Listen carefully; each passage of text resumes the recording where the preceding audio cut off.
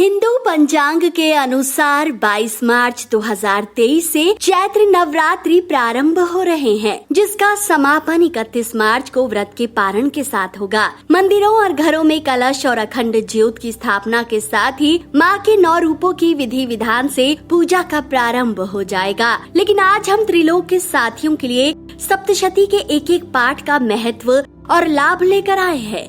साथ ही आपको बताएंगे कि अगर आप भी नवरात्रों में सप्तशती का पाठ करने जा रहे हैं तो आपको शास्त्रों में बताए गए नियमों का पालन जरूर करना चाहिए। अगर आपके पास टाइम नहीं है तो आपको सप्तशती का पाठ करना चाहिए या नहीं, ये जानने के लिए बिना स्किप किए वीडियो के साथ बने रहें। त्रिलोक में आपका स्वागत है दोस्तों। दुर्गा सप्तशती का पाठ करने के लिए शास्त्रों में कुछ नियम बताए गए हैं। ज्योतिष विद्वान मानते हैं मनमुखी यानी बिना नियमों के अपने मन के अनुसार सप्तशती का पाठ करना आपके लिए अनर्थकारी सिद्ध हो सकता है। सबसे पहले नोट करें सप्तशती पाठ के 5 सूत्र। पहले सूत्र के अनुसार दुर्गा सप्तशती पढ़ते समय कभी भी किताब को हाथ में नहीं रखना चाहिए। हस्ते पुस्तक न धारेत। सप्तशती पाठ का दूसरा नियम कहता है वीरा मेनन तु मध्य कदाचन, यानी भूल कर भी पाठ करते समय बीच में ना उठें। अगर बीच में उठना मजबूरी हो गई है तो आपको पुनः शुरू से पाठ प्रारंभ करना चाहिए। सप्तशती पाठ करने का चौथा नियम है ग्रंथार्थम बुध्यमानः अध्याय। पढ़ते समय ध्यान रखें कि आपको पाठ के सभी अध्यायों के बारे में जानकारी होनी चाहिए। जैसे दुर्गा सप्तशती में 555 श्लोक हैं, 108 अर्ध श्लोक है और 57 उवाच है, यानी 700 श्लोक मिलाकर सप्तशती पाठ पूर्ण होता है। दुर्गा सप्तशती पाठ पढ़ने का अगला नियम सबसे महत्वपूर्ण है। स्पष्ट अक्षरम नाति शीघ्रम नाति मंदम रसभाव स्वरयुतम वाच्येत, यानी सप्तशती पाठ करते समय एक अक्षर स्पष्ट होना चाहिए। कभी भी पाठ बहुत जल्दी और बहुत मंद गति से नहीं पढ़ना चाहिए। सप्तशती का पाठ करते समय ध्यान रखें पाठ को रस भाव और प्रेम पूर्ण के साथ पढ़ना चाहिए। सबसे अंतिम और विशेष नियम के अनुसार सप्तशती का पाठ समाप्त करने के बाद भूलकर भी इति, वध और अध्याय और समाप्त जैसे शब्दों का इस्तेमाल न करें। शास्त्रों में कहा गया है कि इति बोलने से लक्ष्मी का हरण हो जाता है, वध शब्द का प्रयोग करने से कुल का नाश हो जाता है और अध्याय बोलने से खुद के प्राणों का हरण हो जाता है। चलिए अब जान ले कि नियमों के अनुसार अगर आप हर अध्याय का पाठ करते हैं तो यह आपके समस्त परिवार के लिए कल्याणकारी सिद्ध होता है। स्वयं ब्रह्मा जी ने मनुष्य की रक्षा के लिए दुर्गा सप्तशती पाठ को गुप्त और परम उपयोगी बताया है। ब्रह्मा जी ने कहा है कि जो मनुष्य दुर्गा सप्तशती का पाठ करेगा वह परम सुख भोगता है। मित्रों, दुर्गा सप्तशती को कई जगह शतचंडी, नवचंडी और चंडी पाठ भी कहा गया है। इस पुस्तक को एक जागृत तंत्र विज्ञान कहा गया है। कहते हैं विशेषकर नवरात्रों में दुर्गा सप्तशती का पाठ करने से श्लोकों का प्रभाव पड़ता है और यदि मनुष्य इसे सही तरीके और सही विधि से पढ़ लेता है तो उसकी सभी परेशानियों का अंत हो जाता है। इसलिए दुर्गा सप्तशती पाठ प्रारंभ करने से पहले इसके अध्यायों के बारे में जान लें, क्योंकि हर अध्याय का विशेष महत्व है। दुर्गा सप्तशती में कुल 13 अध्याय होते हैं, जिन्हें 3 हिस्सों में बांटा गया है। प्रथम चरित्र यानी पहला अध्याय होता है जिसमें मधु और कैटभ के वध की कथा मिलती है। मध्यम यानी दूसरे, तीसरे और चौथे अध्याय में महिषासुर के वध की कथा मिलती है और 5 से 13 अध्यायों में शुंभ निशुंभ के वध की कथा और देवी के वरदान की कथा मिलती है।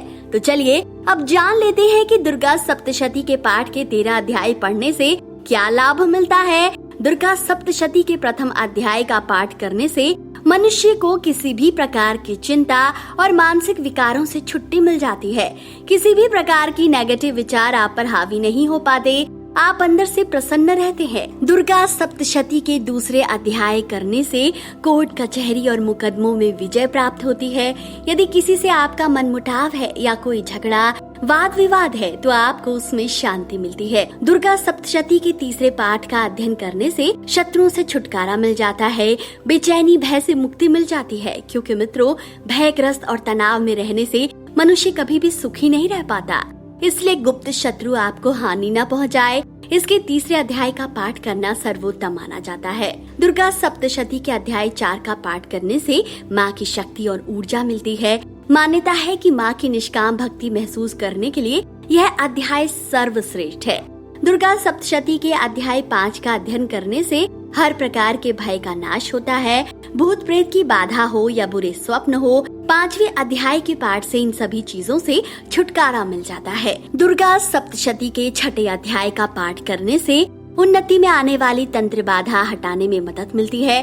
अगर आप राहु और केतु से पीड़ित हैं, तो 6वें अध्याय से सभी कष्टों से आपको मुक्ति मिल जाती है। किसी भी विशेष कामना की पूर्ति के लिए आपको सप्तशती के 7वें अध्याय का पाठ अवश्य करना चाहिए। मान्यता है कि अगर आपका कोई अपना आपसे बिछड़ गया है तो उसे ढूंढकर आप थक चुके हैं, तो 8वें अध्याय का पाठ बहुत चमत्कारिक सिद्ध होता है। कई लोग वशीकरण के लिए भी इस अध्याय का पाठ किया करते हैं, लेकिन अगर मंशा सही नहीं है तो फायदे की जगह नुकसान हो सकता है।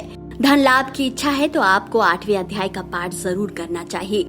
संतान की प्राप्ति के लिए आपको 9वां अध्याय का पाठ करना चाहिए, और अगर संतान सही रास्ते पर नहीं है तो उसे सही रास्ते पर लाने के लिए 10वां अध्याय का पाठ करना चाहिए। 11वें अध्याय का पाठ करने से व्यापार में हो रही हानि, धन की हानि, अनावश्यक खर्चों से मुक्ति मिल जाती है, जबकि 12वें अध्याय का पाठ करने से मान सम्मान की प्राप्ति होती है। गलत आरोपों से आपको मुक्ति मिल जाती है। दुर्गा सप्तशती के 13वें अध्याय का पाठ करने से माँ भगवती की पूर्ण भक्ति मिलती है। तो दोस्तों, अगर आपके पास समय का अभाव है तो आदिदेव महादेव द्वारा बताए उपाय को अपना सकते हैं, जिससे आपको दुर्गा सप्तशती पाठ का संपूर्ण लाभ मिल सकता है।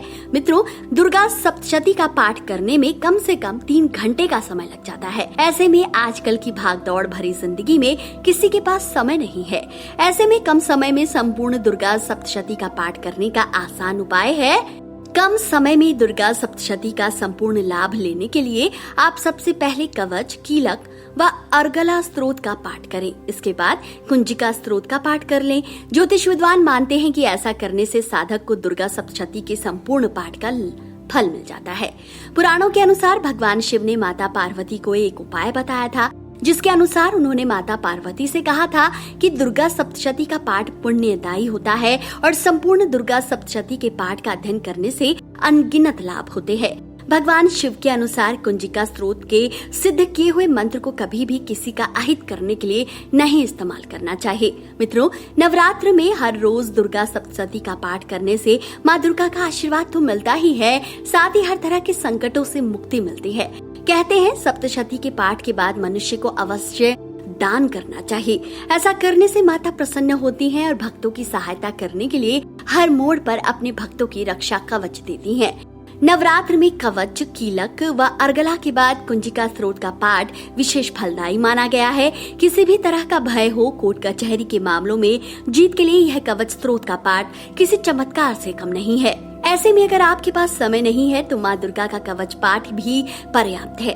मित्रों, ये नवरात्रि आपके लिए शुभ और फलदायी सिद्ध हो, इसी कामना के साथ आज के लिए इतना ही। आपको आज का वीडियो कैसा लगा कमेंट करके जरूर बताएं। नवरात्रि प्रारंभ होने से पहले इस वीडियो को ज्यादा से ज्यादा शेयर कीजिए।